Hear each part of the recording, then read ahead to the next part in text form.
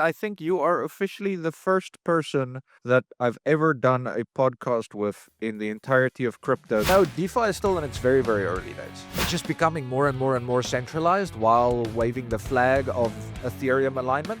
With like few advices for builders or a top advice that you would want a builder who's recently started to, take into consideration.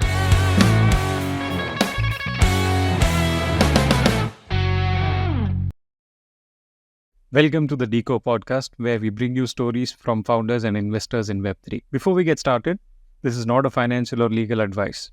It's just a conversation about things we find interesting in Web3. Views expressed are our own personal opinions. Deco members or guests appearing on the show may have positions on assets they talk about. All right. Welcome to another episode. Today I have with me Andre Cronje. Andre was a builder of Yearn Finance. I mean, if you guys were around for about 4 or 5 years, you know what I'm talking about. It was one of those farms that I think almost everyone kind of farmed in whatever capacity. My only regret is that I didn't have more capital. And, then Andre has gone on to build like several things like Solidly, Fantom, and now he's a CTO at Sonic. Welcome to the show, Andre. No, appreciate that. And might I say, I think you are officially the first person that I've ever done a podcast with in the entirety of crypto that I said my surname correctly. So, if nothing else, congrats for that. Thanks a lot. It's because of cricket, I guess. So I've already a lot of yeah. yeah. And like I think in India we love like South African players, whether it is AB de Villiers, whether it is Nicky Boye back in the day, or Zach Callis and like all of these guys, right? Yeah, I get it. I mean, it's basically a national sport in South Africa as well. So, we obviously follow the Indian teams and everyone else closely as well. But it's surprising to see because normally it's the English sort of inflection of the name. But anyway, let's get into it. All right. So I want to start with how you've been. A rough 3 years for you. Let us get into, what transpired and like how you were able to tackle that. And I'm assuming that finally you are in a mode where you can focus on code more than regulations.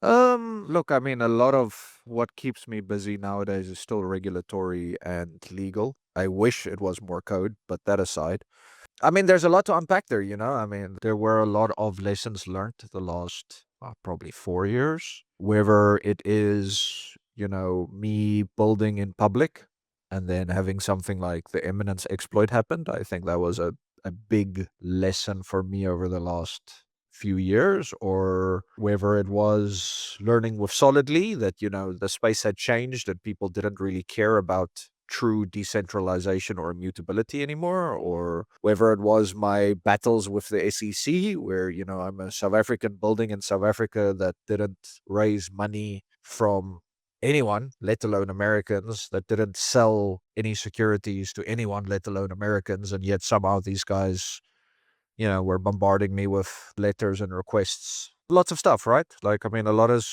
happened in that time. I've learned a lot.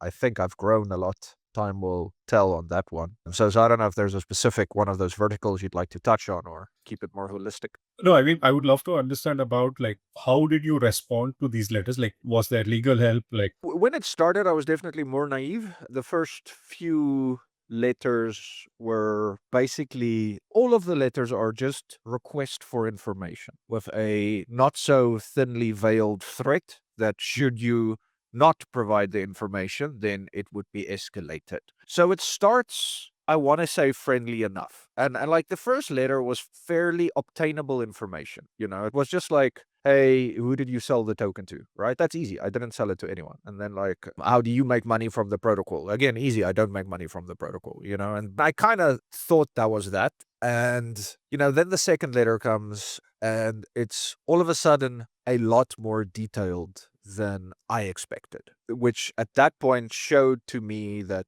I was never sure if they're actually asking questions or if they're checking if I'm lying. Because as it evolved, definitely by like letters 5, 6, it was very clear that these guys understood decentralized finance, they understood tokens, they understood how these things work. It wasn't really me providing information, it was them looking for a place where I would slip up.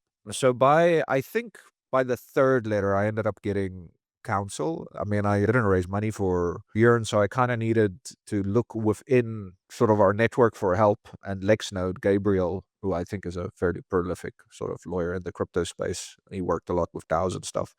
He ended up helping me, and he provided a ton of help and assistance. And then via him introduced me to Stephen Pelly, who also OG in the space, but really phenomenally knows his stuff. And I'd say at the start, Gabe carried most of the weight, and then at the end, Stephen. So they did tremendous work for me, because the other problem, it's also sometimes not so much about the actual information you're saying, but it's also about how you're saying it. There's specific legalese you need to use to actually sort of cover your bases and protect your assets and stuff. And that also evolved over time, because at the start it was all about the token. It was, did I sell this? Who did I sell it to? Blah, blah, blah, blah, blah. And then when it was kind of clear that, look, there isn't an angle of attack for them with the token, it started being, okay, but how do I make revenue? How do I earn from the product, etc.? And then when it started becoming clear to them that that's not an angle of attack, then it started becoming, okay, but the vaults themselves are enabling securities, because if you consider sort of the Howey test and you consider how the vaults work, you are providing money to this third party with the expectation of a return. So then they start saying, okay, but the vaults themselves, the actual product, is a security. And I mean, truth be told, the only reason the letter stopped was because of the upcoming election. I'd say about probably 6 months, maybe it was 8 months before the election, I got my last one. And then since then, nothing. I received a new one a month ago, which was just finally saying that they're not pursuing any further enforcement action, or they're not pressing charges or anything, which was at least nice to receive. But it's the questions. The thing that really frustrated me is that the questions were often about proving a negative. So, it's impossible. It's prove Santa Claus doesn't exist. It's like, I mean, I can theoretically tell you, but I can't actually give you proof. But enough proof should be on them. Yeah, but never was. It never was, and they make it clear it never will be. And at some point, I had a little bit of an ego. I had a little bit of a chip on my shoulder. So I was just like, you know what are you gonna do if I stop answering? And then they'll, point out that should I not comply, extradition is an option, stuff like that. So it's just always very not so thinly veiled threats. But the sheer amount of time and energy it took from me to collect the information, because sometimes it's not info I have. Like sometimes they'll ask me for logs from a third-party hosting provider that I don't even have an agreement with. And then I have to try and contact their legal teams and try and get information. And a lot of it was so onerous, because you can't just say, I don't know. Like you have to provide as much evidence that you don't know. I mean, at one point, I don't remember the month, but for about 3 weeks straight, from when I woke up till when I went to bed, I was just collecting data for them and putting it in a doc. And I mean, that was somewhere between Keeper and Solidly, but I mean, that was eating up so much of my time that just became impractical to try and do anything else. Anyway, glad it's over. Not sure. Still today, I don't know why they were so aggressive about all of this stuff. I mean, I get the want and need to try and protect consumers and like hunt outright scams and frauds and things, right? But I mean, like, I mean, there were so many low I hanging don't know. fruits before they should be going after something like him. Like, I don't get it. That's how I felt as well. I mean, because nowhere near their jurisdiction in any way, shape, or form, and yet somehow they're spending time and energy on that. It was so famous that if you take, I mean, if they take this down, then there is an example or whatever. I mean, was that the thought process? Yeah, so Stephen Pelly, that was one of his theories actually, is that like this one is so hard for them to do that if they can do it, it sets precedence everything for everything else. Which was one of the theories, but also now knowing that pretty much every single team and founder went through this during that time. Some of them very obscure that I think most people wouldn't have heard of, and everyone got letters. So I also think it might have just been a blanket shotgun approach, where they were just sending out these letters to pretty much everyone, like in, I don't know, maybe like the top 300 of CoinGecko or CoinMarketCap or something, and just trying to kind of shotgun the market.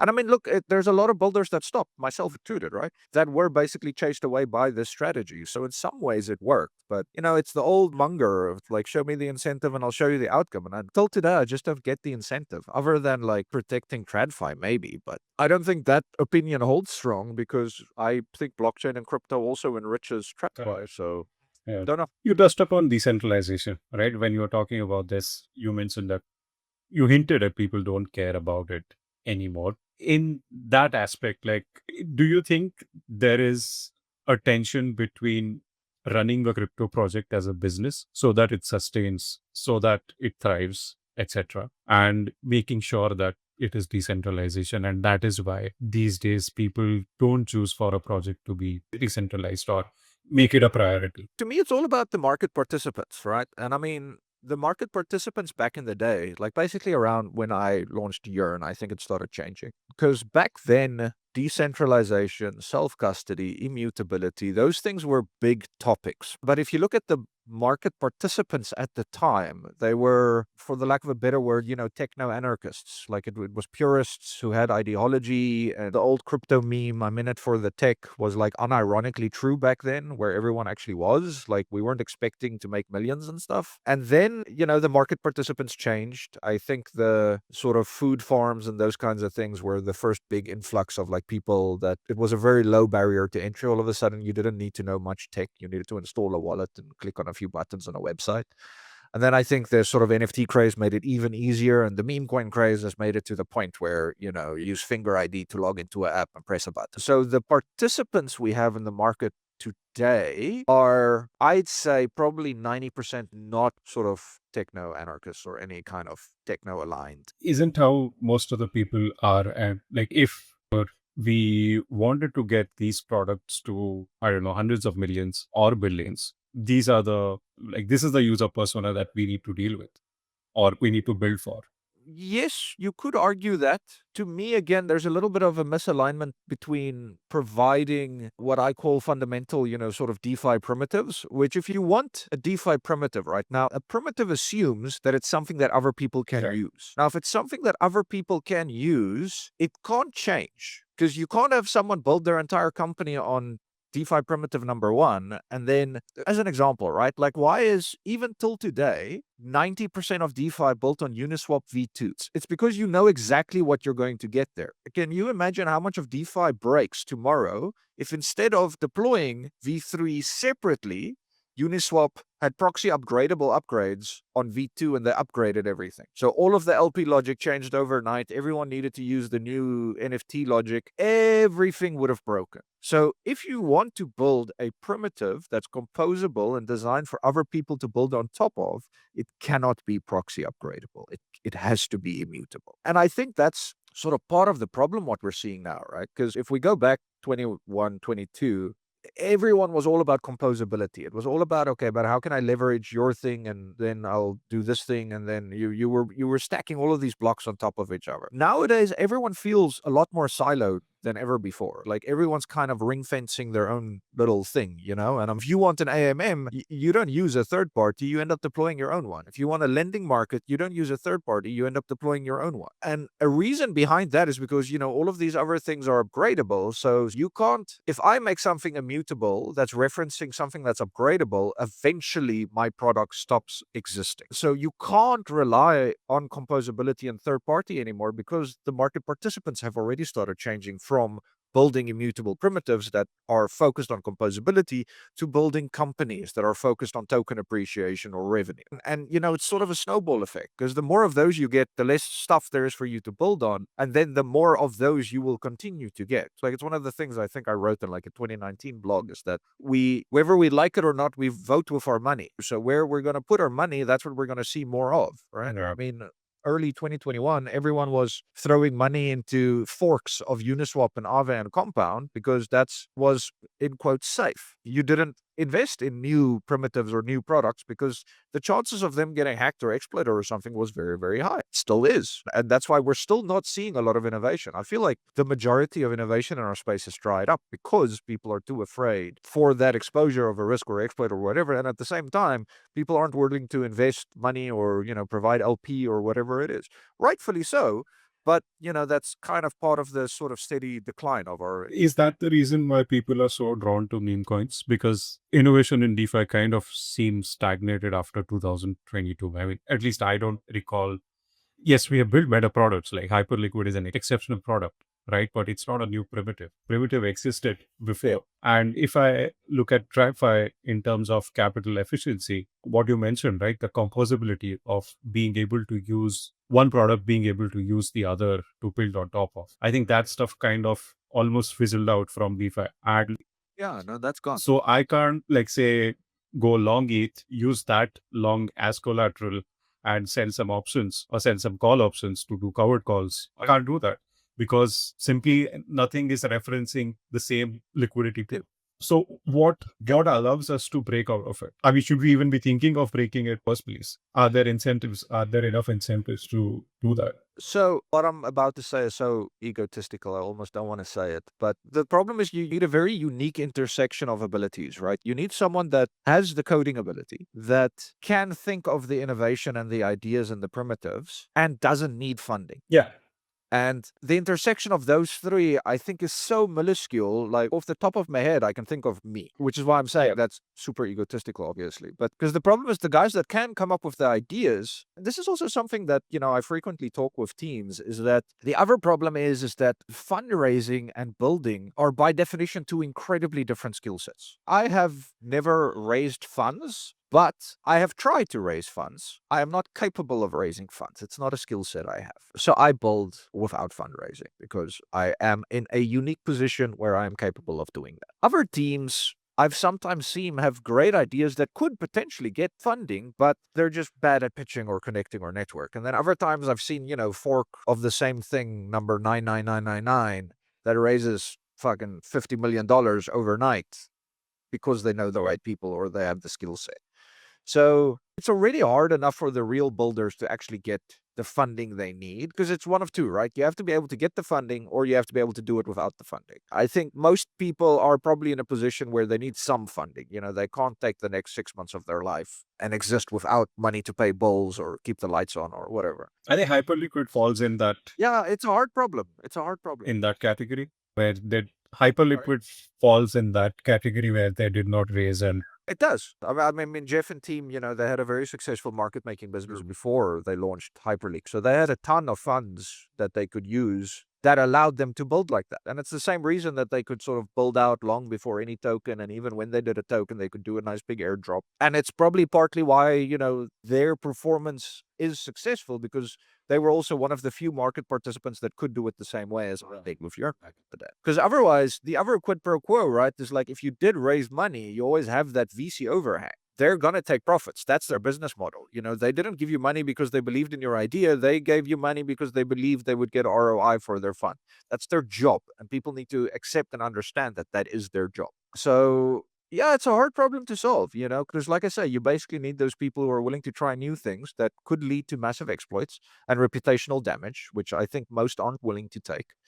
And I don't blame them. I mean, that's some of the hardest shit I've had to go through in my life. So it's not nice. And I don't recommend, people that care too much to try new things. And then it's the funding misalignment. So yeah, I don't really see a solution for that in any kind of near term. What I think we saw historically, sort of in TradFi / Web 1, Web 2, is we saw companies that took kind of something set in stone that was known, built a good business, and then they would spin off sort of smaller R&D teams to kind of go test these smaller things. And to a lesser extent, I think we've seen it. Like, I mean, Aave, they've launched Go, they've launched Lens, they've launched Family. So, I mean, you're definitely seeing that, but not, I think, as much as you see in the traditional sense of R&D. And I think that's mostly because of that sort of social / reputational risk, right? Because, I mean, if Aave released a new sub-product that was maybe testing some innovation, like maybe some kind of leverage lending positions or something, and it gets exploited, that trickles back up to them. And that ultimately isn't worth the risk, because that causes more damage. Because it's hard to control that narrative then. Because even though it was sub-product test that, was only exploited for $50, the headlines are going to be Aave exploited. So it's just not worth the risk reward at that point. So yeah, It's just a hard space, man. I mean, I don't think that it's easy to build. And I think most of the builders are crazy for even trying. Even if they do a fork, I still think you're crazy. You have to have some kind of masochistic tendencies to be in this industry. Is it masochistic or sadistic? I always mix those two up. But the one where you punish yourself. I think it's masochistic. Uh, Do you think that user experience and decentralization are at odds with each other, and that causes problems? 100%. 100% at odds with each other. Like the whole thing about decentralization, right, is that means true decentralization. Good. Let's go for true decentralization. That means no website. That means you can't go use a third-party explorer or whatever. That means me downloading the node software, running a node locally, and submitting transactions via the CLI to interact with immutable smart contracts. That's true decentralization. But that means extensive knowledge of, your operating system, of being able to run the software, of syncing it, of being able to execute complex transactions that you're sending in byte 64 hash. It's not some JSON RPC you're calling. Like, you need to go look at that contract, then go do the ABI encoding, then go encode the bytes that you are transferring. Which means your TAM is 10,000 people. Two people. Now go to the other end of that extreme of usability.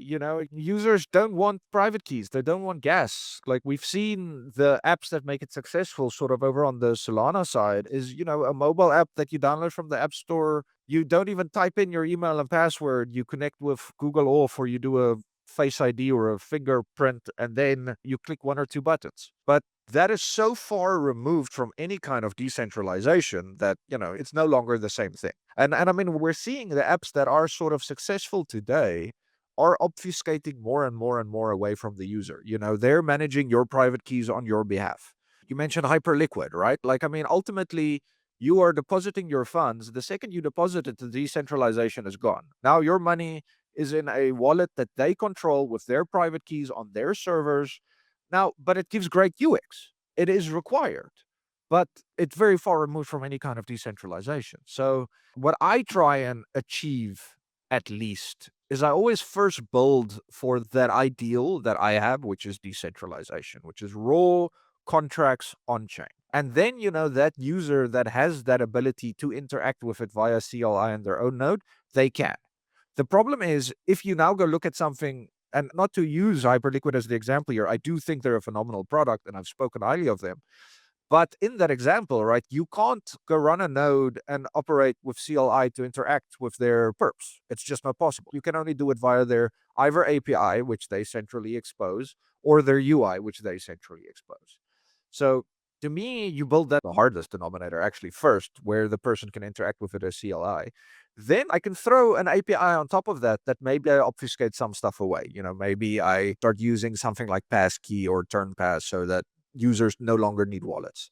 And then I can obfuscate gas away, for example. And then maybe a level above that, I'll move away the knowledge of transactions and stuff so that all of a sudden you're just clicking on the UI and that translates it into the transaction that then calls the API that then uses your signing wallet to then submit it to that bottom level smart contract. So I would argue that's the, in quotes, right way to do it. But I mean, you're building so much extra infra to cater for the 10 people that know how to interact with a CLI that, it almost becomes kind of an exercise in futility where it's like, why are you actually bothering to do this? But 100% UX and decentralization, it's the same thing like security and UX, right? Like, proper security requires you to use different passwords, different emails, different accounts, air gapped systems. If you go tell the user, hey, before you can use my fucking free gaming app on your mobile, go get an air gapped PC and then go install these security protocols and then make sure you key rotate your passwords every 24 hours. No one's going to use it. So to me, decentralization and security kind of are cut off the same cloth, and they're always going to be at odds with UX. And we've ultimately seen when security and usability come at odds, security is the one that loses and usability is the one that wins. Historically, nothing to do with crypto, just the web and internet as a whole. So I think we are going to see the exact same thing, and I don't necessarily think it's bad. I think obfuscating, I do think our ultimate sort of gold standard goal is that users don't know they're interacting with the blockchain. You don't need a wallet, you don't need gas, you don't need the things. Where I think the difference comes in is right now that's being accomplished via a bunch of sort of centralized, I don't want to use the word hacks because I think it has a negative connotation, but from a coding perspective, sort of centralized hacks to accomplish the goal, versus I know that there is a way to make those first class citizens of the blockchain so that users can have that usability, but without needing to necessarily trust that third party intermediary. And we're going to get there. Like everything, even back in the day, when I started coding, the sort of mantra was always do it manually first. And if you can do it manually, then codify the process.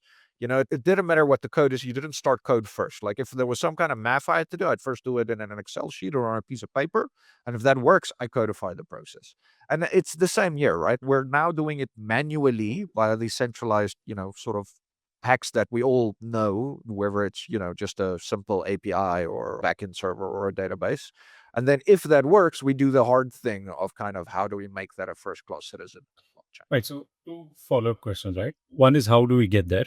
And second is if decentralization is always at odds with UX, at what point do you say, no, this is the line that I'm not willing to cross to make the UX improvements? I'll answer the second one first and the first one second. So that line, I think, ultimately comes down to, so it's more of a question of what is the user willing to tolerate, right? The user experience required in playing a free mobile game, and let's just go back to the sort of security usability argument, right? Is basically nothing. I install it and I play it. And that's because the value I attach as a user to it is so low that if that app required me to now put in my username and password and create an account and link it and attach my social stuff, I wouldn't do it. So that's that sort of perception versus value. But now if that's a banking app where I have $100,000 in it, all of a sudden I'm okay with, linking my stuff and having two-factor authentication and et cetera, et cetera. So the answer to that question is very app specific because it depends on the mental value the user attaches to it. And that's something each app kind of has to discover on its own. But right now, the apps don't have a choice. Irrespective of if it's that free gaming app or if it's the banking app, if you want to use it today, all of them tell you, hey, go download this wallet, secure your keys and monomics, then go get an exchange account, go get gas, fund this wallet, then sign these messages, then you can start interacting with it. So right now there is no different choice, and that's kind of, I remember a time there, I think it was like maybe mid 2010 when security started becoming very prevalent and like everyone required these super complex password, sort of systems where it had to be 32 characters and uppercase, lowercase and symbols. And like a lot of people just didn't remember their passwords. And then they discovered, oh, but they're taking so much time with resetting passwords and stuff that ultimately it's actually pointless. So let's just let the user decide.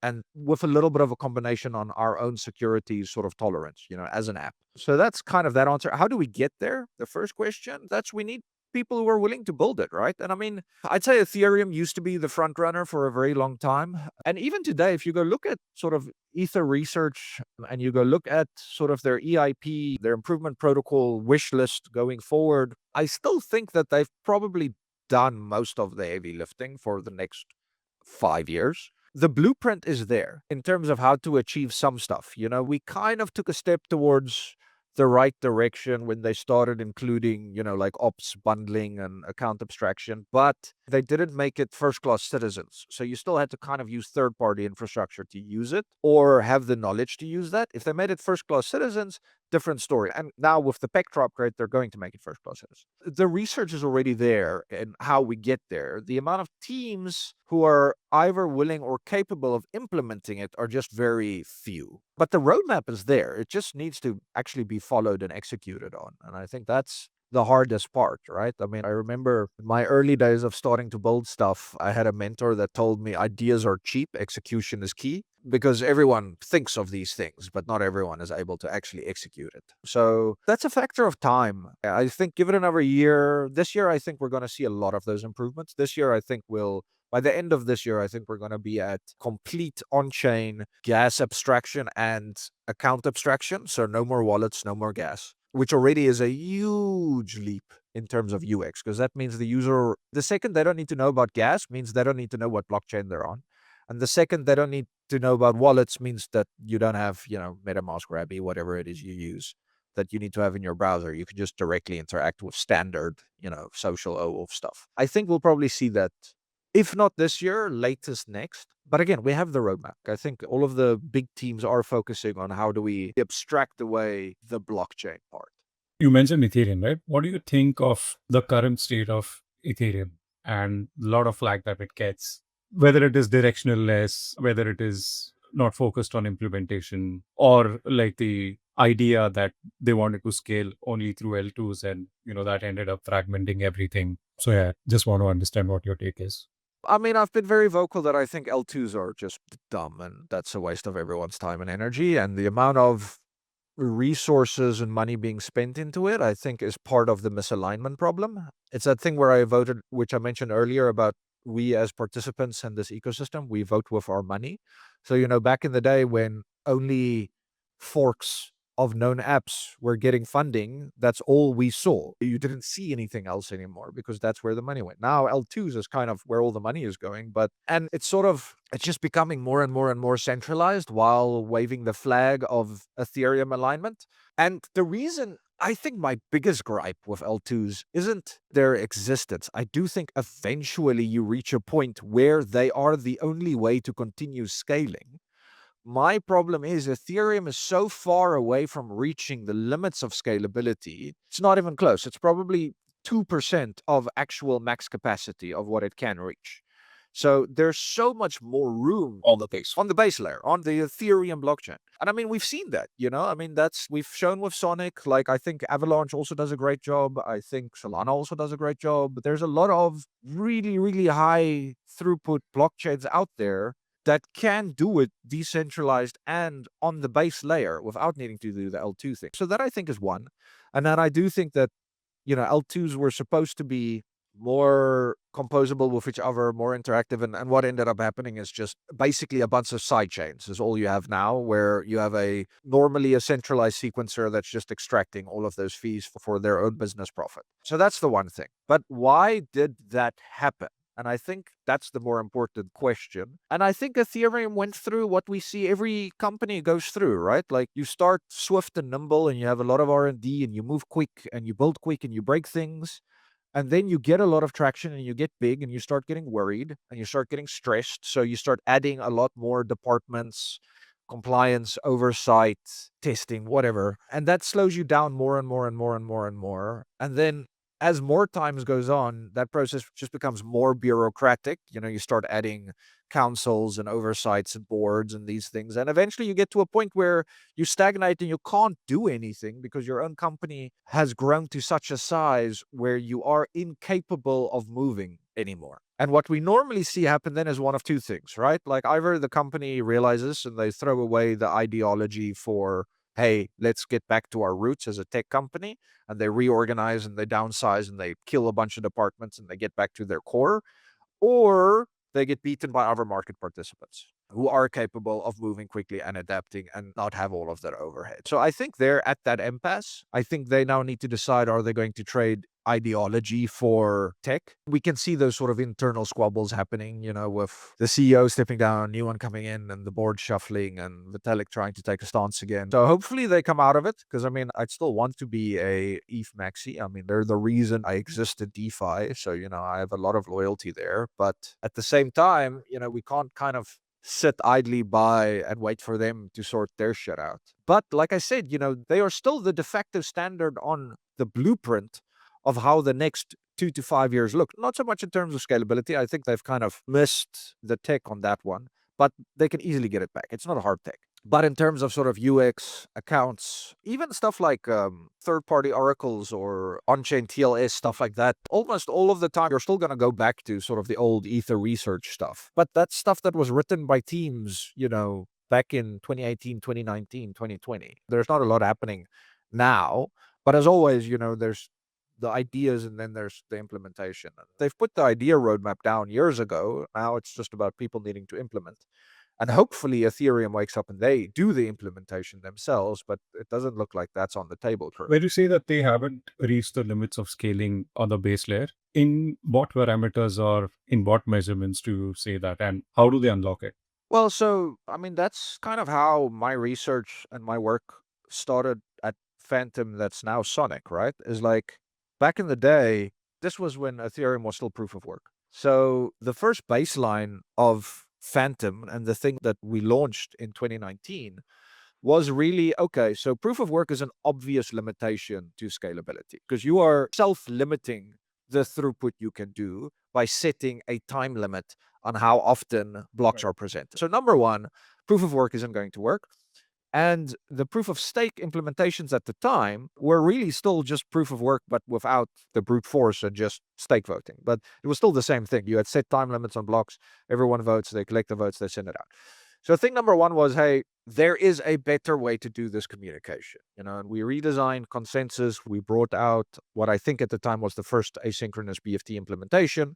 Until today, even Sonic still uses our standard consensus we wrote back then, which I still think even today is the gold standard on it. But now, as an example, the consensus itself could fairly easily hit between 50 to 60,000 transactions per second, which is fast enough. The second we attached the EVM, our absolute max limit became 200. Now that tells you where the bottleneck is, right? The bottleneck is the EVM. So you could argue, okay, well, the EVM is trash, so let's swap it out, for WASM or SVM or whatever. And to some extent, we've seen teams do that with success. The Move guys, Solana with SVM, the whole Cosmos ecosystem. But we took the approach of, okay, let's look at the EVM. Let's see what is happening. So we ended up getting a bunch of like compiler experts, VM experts, a bunch of guys all over the world. We did grants. Some of them eventually liked the work and came on full time, like Professor Schultz. But as we continue to do this analysis on the EVM, we started seeing fairly obvious problems, like the easiest one to solve. And this is something that any EVM blockchain tomorrow could implement. The easiest one to solve is we saw that, okay, but most of our IO and execution time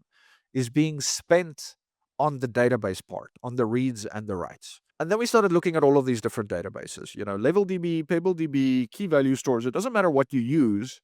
All of these databases are designed to be a fairly agnostic system. So they don't really care about your data, but at the same time, they need to provide you a bunch of tools to query this data and to analyze, because that's a database's job. A database's job isn't really the data storing. That's one of its jobs, but its real job is to allow people to analyze and understand this data. They're BI tools more than anything else. But how many blockchains need, that extra information? Like how many people do a select star from transactions query on a blockchain database? We don't. And even sort of traditional tech long realized that their databases are their bottleneck, which is why most apps do a lot of stuff in memory and then at a later stage they sync to database. Like they don't have real-time syncing because they know there's too much of an overhead. But so we started analyzing that. We threw away the database. We built a new custom EVM specific database, which is more like a flat file than anything else, but it's designed specifically for what blockchains need. And that's the Sonic DB. And I mean that in its own, right? So leaving everything else stock standard on the EVM, where now they use PabbleDB, LevelDB, whatever it is they use. If they remove that and they plug in Sonic DB, then right off the bat,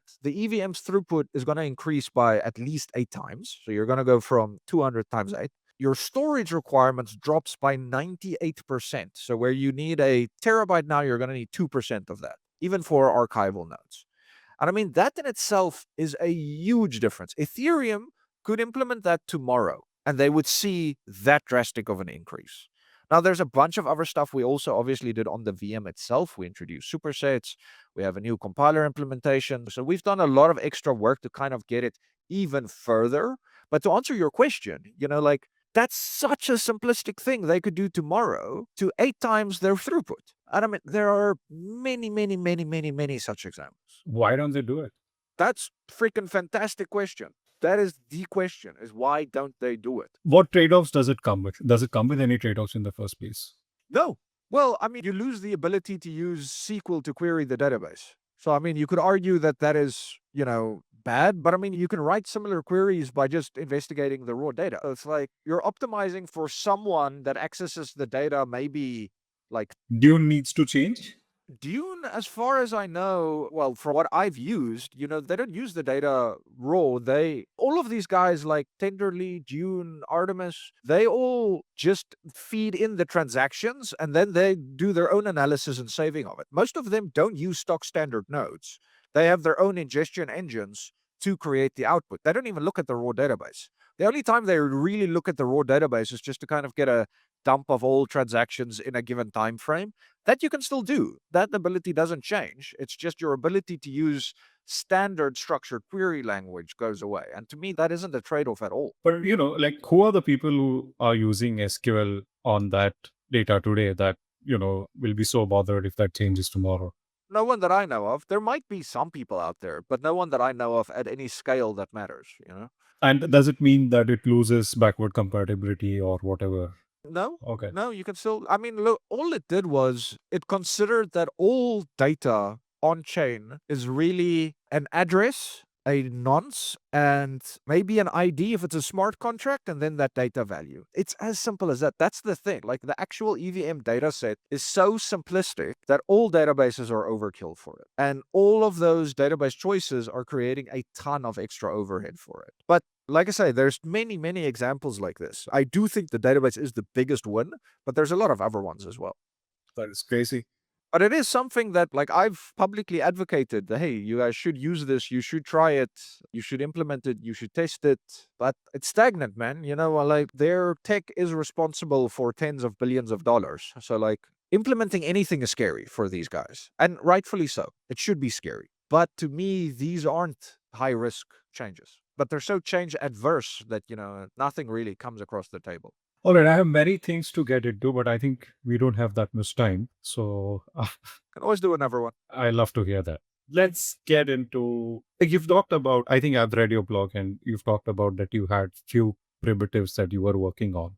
So I want to understand, where do you think DeFi is in terms of primitives? I think that's where we started our discussion.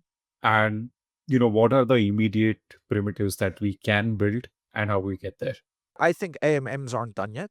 I think we kind of stopped at constant product, XYK, and we haven't really tried to innovate there. Mitch Curve Finance came along and, he introduced StableSwap, which I think was a big one. With Solidly, I introduced X3Y, which is a new implementation curve there. But then it just kind of stopped. There hasn't really been much more since then. On-chain clubs we'll definitely see as blockchains get faster. DLMMs are coming along, and I think they are a step in the right direction. So even on the most basic level, which is the trading and the AMM, I think there's still a ton to be done there. There's new curves to be discovered and implemented. There's new ways of trading to be done and implemented. There are new ways of LPing to be done and implemented. And that's the most basic one. And then if you go a step above that, the other problem that we don't see really happening in DeFi is there is a complete fear of oracles in terms of on-chain oracles. We've seen enough exploits that no one wants to touch them. But there are ways to make those proof against the necessary exploits, but they do require slightly different ways of implementation. But I think that's the next area we need to see. Because like you don't have on-chain volatility, you don't have IV, you don't have RVol. There's so many data inputs you need for the next layer of stuff that don't exist. So that's going to be the next one, is getting those oracles out so that you can have proper on-chain immutable primitive feeds for these data sets. Once you have those oracles, you can start doing proper on-chain oracles. You can do proper Black Shells pricing. You can start doing European American. Once you have that on-chain, you can start doing on-chain perpetuals. Once you have on-chain perpetuals, you can start looking at a lot more, sort of delta neutral strategies to be implemented on chain, which currently is impossible. So, I mean, like, just look at traditional finance, right? Like, most of the market there is futures and options, and those two aren't big on chain. So, there's your roadmap. Like, it's already there. It's just you can't do it on chain because you don't have the data and you need the data to do it. But someone first has to build the data, but everyone's scared. And there's sort of two approaches there, right? There's the doing it purely on chain, but you need to have the security awareness. or there's new ways of doing off-chain oracles, whether it's zkTLS or some kind of decentralized method where a third party can provide input. That also solves that problem, because then you don't no longer need to trust some intermediary or some centralized oracle or that kind of stuff. But there's still a ton. And I mean, then insurance still needs to come on top of all of that, which we haven't seen on chain. No, DeFi is still in its very, very early days. There's still a large chasm of things to be. Yeah, you mentioned insurance, and it reminded me of on-chain credit score systems that I think you've spoken of building, right? Maybe that's something that we can get into next time. But I want you to leave us with like few advices for builders, or a top advice that you would want a builder who's recently started to, take into consideration. Look, my number one advice hasn't always been the same. I don't think building in this space is a smart thing. I think there are other areas that are easier, more well protected. You won't get as much negativity. If for whatever reason you then still decide to go with it, an important thing is probably, I mean, if you're already leading into doing stuff in this space, then lean into doing it very publicly. Have a Twitter, have your GitHub open source, let other people view it. Hopefully build a community that contributes and doesn't just exploit. If something is going to be exploited, have it be exploited early, which means you need your stuff public instead of much later on when you decide to open stuff. So if you are a builder, embrace doing it publicly, set up your social profiles, communicate what you're building, how you're building it, share code, have people test it. Hopefully it's white hats and not black hats. But I mean, if an exploit occurs, you'd rather have it be $50 and not 50 million, because the one you can recover from, the other one you can't. So that's probably the best advice there. If you can get the funding, security first approach, have in-house security teams, work with guys like TRM, Chainalysis, SEAL Team 6, all of these different teams to help enable you.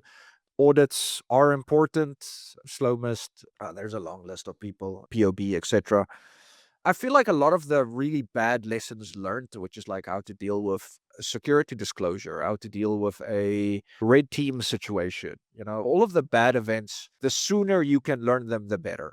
Because that'll also teach you if you're made for the space or not. Because a lot of people, they'll go through their first sort of emergency room and then they'll be out. It's just not for them. It's too much to handle. And you'd rather want to learn how to do those things, like I say, when $50 is at risk, when it's 50 mil. So just be as public as you possibly can. Just embrace it. And that's also a good litmus test. You'll quickly find out if it's for you or not. All right, Andre. Thanks a lot for spending the time. I loved it. Yeah, absolute pleasure. And hope we can do this soon. Just let me know. Yeah, thank you. Wow. So if you like that, please go subscribe on YouTube, like, share, drop comments, give us ratings on Spotify and Apple Podcasts. It'll help us bring more guests onto the show. Thank you.